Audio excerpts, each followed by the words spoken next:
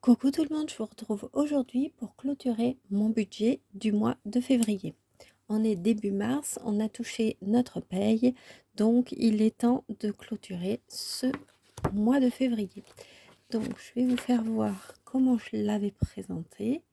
Donc toujours mon cahier, je gère mon budget avec des enveloppes. Donc je vous ai fait ici un récap de que reste-t-il dans mes enveloppes. Donc je trouve que c'est super top de pouvoir de pouvoir le tracer et d'avoir je l'ai à chaque fois sur toutes les pages. Donc là, vous voyez pour le mois de mars, bah, j'aurai la même chose. Donc j'inscris ici mes catégories des enveloppes et j'inscris ici la somme restante. Donc comme vous le savez, je gère mes enveloppes au mois, donc pas à la semaine. Bah, c'est parti pour le point. Alors, les courses, j'avais un budget de 500 euros et il me reste 65 euros et 23 centimes.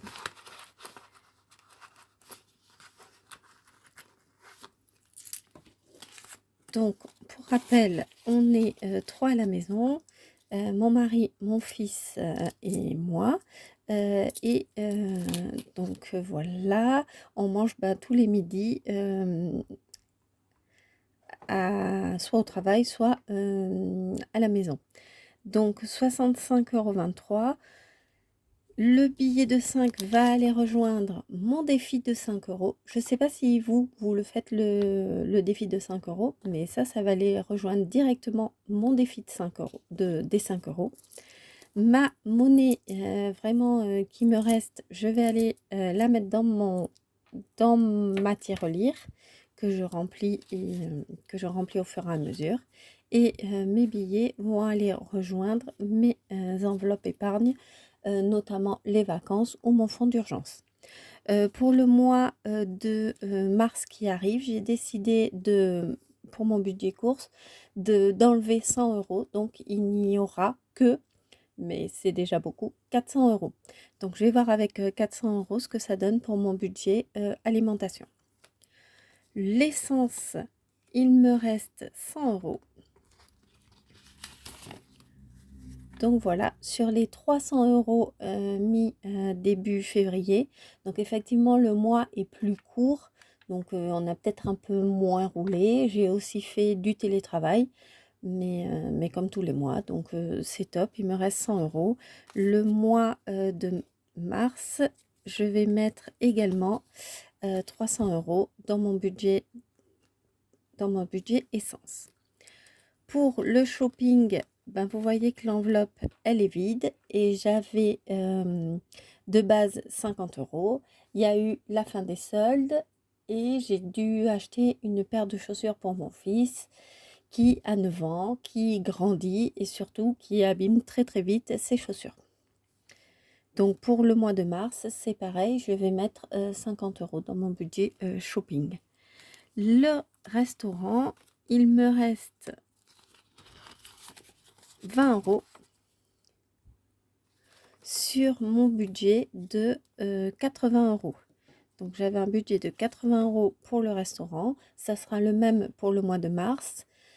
Environ, ça fait une vingtaine d'euros par semaine, mais vu qu'on ne va pas forcément toutes les semaines au restaurant, c'est aussi le fast-food que je mets sur le restaurant. Mais si on n'y va pas, bah, du coup, ça fait 40 euros pour se faire un resto. Ou alors, une fois par mois, un seul restaurant, 80 euros. À 3, je trouve que le budget est pas mal. Mais c'est vrai que souvent, il reste pas grand-chose. Le loto, donc ça, c'est mon enveloppe personnelle parce que j'aime bien. Donc voilà, 40 euros. Il n'y a plus rien. Pour le mois de mars, ça sera identique, 40 euros. Espérons que je gagne des cartes cadeaux. C'est souvent des cartes cadeaux qu'on gagne au loto, à Carrefour ou à Leclerc. Donc ça viendra alimenter mon enveloppe course si je devais en gagner dans le mois. Je vous le dirai de toute façon. La santé, donc en santé, je mets 40 euros. Et là, il me reste 20 euros. Donc j'ai utilisé mes 20 € pour aller à la pharmacie et pour m'acheter des produits qui ne sont pas remboursés, malheureusement. Donc c'est pour ça que me sert mon enveloppe santé. J'ai oublié, pour le mois de mars, je vais attribuer également 40 € pour mes dépenses santé. Ça c'est uniquement donc si je dois aller à la pharmacie, si je dois acheter, comme je vous ai dit, des produits non remboursés. Un temps où l'année dernière, on avait par exemple des masques à acheter, bah voilà, ça passait dans cette enveloppe. Par exemple, mais ne rentrent pas dans cette enveloppe les dépenses que je vais faire par exemple chez le dentiste ou chez le docteur. Parce que du coup, souvent, le dentiste, c'est beaucoup plus cher que les 40 € que je mets dans cette enveloppe. Donc, c'est vraiment pour la pharmacie ou, ou, ou la parapharmacie. Ensuite, ma dernière enveloppe, c'est le divers. Et vous voyez, elle est à 0. Elle était de 50 €. Au mois de mars, elle sera identique, donc un montant de 50 €.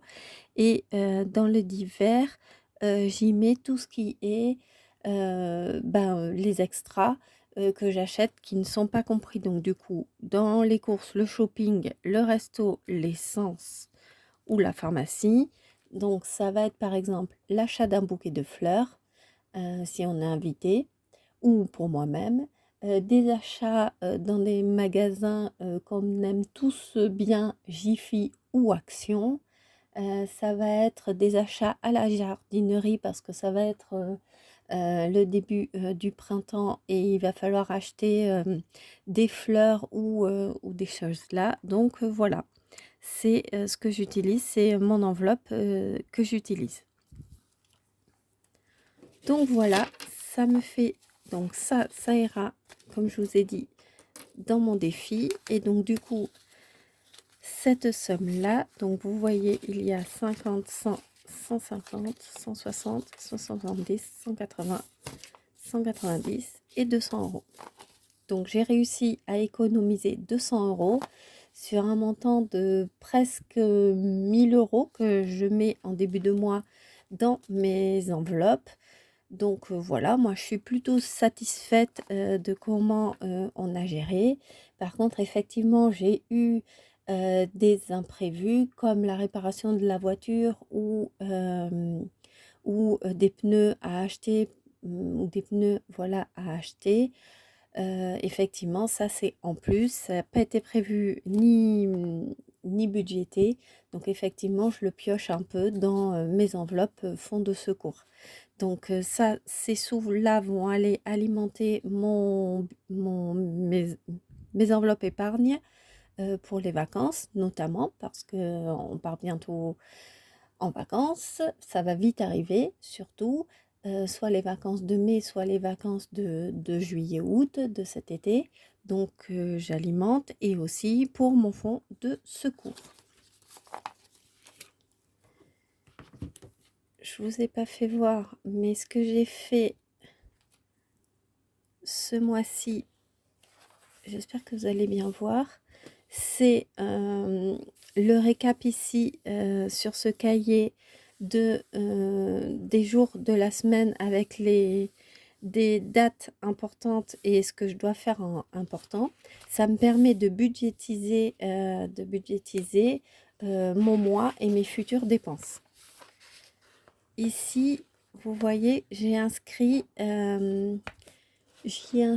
alors j'espère que vous allez bien voir avec ce pied-là, c'est un peu casse-pied. Bon, je vais faire voir ici.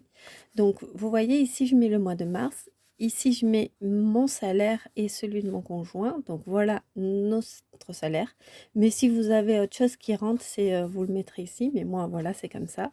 Je mets ici toutes mes charges variables auxquelles j'ai pensé et dont il n'y a pas d'enveloppe dédiée à ça parce que c'est tout le temps à peu près des montants similaires et surtout ce sont des paiements que je fais par virement directement, donc de mon compte bancaire directement vers les organismes, là. À part ici, là, l'anniversaire ici, de 30 €, je l'ai budgétisé ici parce que j'ai pas encore fait d'enveloppe pour, les anniversaires. Et ici, vous voyez, hop, je sais pas si vous voyez bien, mais ce sont toutes mes charges fixes. Donc comme chaque mois, bah, mes frais BNP, l'EDF, l'eau, la mutuelle, les assurances, voiture, maison. On a 3 voitures et une maison. Les téléphones, mon chéri et moi, ma box internet, mon abonnement chez Amazon et des impôts. Donc ça, voilà, ce sont mes charges fixes, elles ne bougent jamais. Par contre, petite info, j'ai fait un mail à ma banque pour leur dire que bah, cette année, je trouvais que 20 € par mois, c'était énorme. Donc je leur ai demandé si je pouvais avoir une petite une réduction ou ce qu'ils pouvaient faire, vu que j'étais cliente depuis, enfin vu qu'avec mon chéri on est client depuis qu'on a, on est client. On est dans cette banque depuis qu'on a acheté la maison. Donc je leur ai fait un mail. Si vous voulez, un modèle du mail que j'ai envoyé, vous me le dites en commentaire, il y a pas de souci, je vous le donnerai. Et mon conseiller bancaire m'a appelé cette semaine en me disant qu'effectivement c'était possible de renégocier les frais, qu'il voulait bien nous appliquer un geste commercial qu'il avait vu avec le directeur de la banque, qu'il était d'accord et que, par contre pour ça, il fallait qu'on aille, qu'on prenne un rendez-vous. Donc, j'ai pris rendez-vous pour, je crois que c'est, la semaine prochaine, dans mon agence, donc pour voir, bah, ce qu'ils vont me proposer, pour mes frais. Sachant qu'on paye actuellement 21 € par mois. Donc peut-être que ce montant sera, amené à disparaître. Mais je voulais quand même, vous faire un point pour vous dire que, bah, ces frais, c'est, c'est pensez à demander, heu, à votre conseiller bancaire, via un mail, est-ce que c'est possible de les revoir, de les baisser, de faire un geste co, de faire d'avoir une réduction? Sait-on jamais? Si c'est non, c'est non, mais si c'est oui, ben, c'est déjà top à prendre. Donc voilà, mon budget, est terminé. Je vais compléter, mon budget, enveloppe pour le mois de mars et je vous retrouve, bah, très vite pour faire, le récap de ce mois de mars, avec vous. Pensez à vous abonner, pensez à liker, à commenter. J'espère que vous allez tous passer, un bon mois et je vous retrouve très vite.